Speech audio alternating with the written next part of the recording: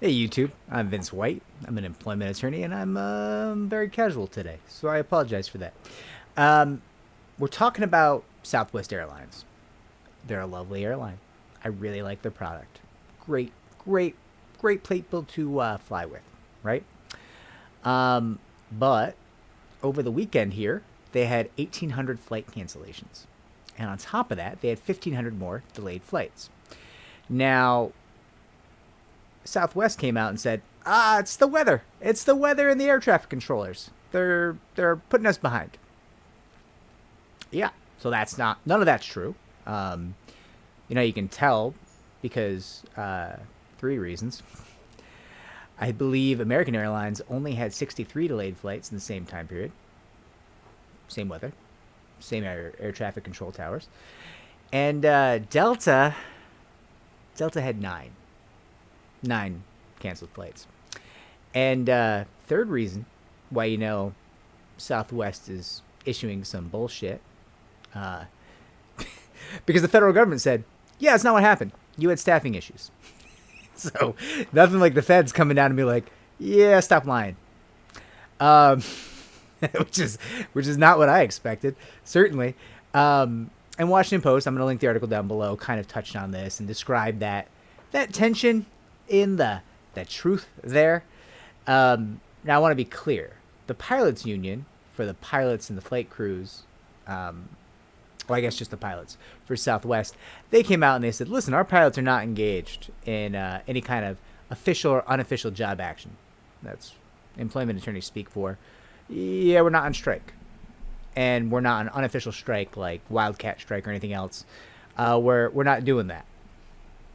Which, they can't be on real strike because they haven't formally engaged in that process. So any strike they would actually be on would be illegal if they admitted to it. Do you hear what I'm saying here?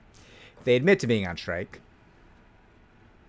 but they haven't gone through the formal process to be on strike, then that would be illegal. So they can't admit to being on strike. But their job is to fly, and they're not doing it.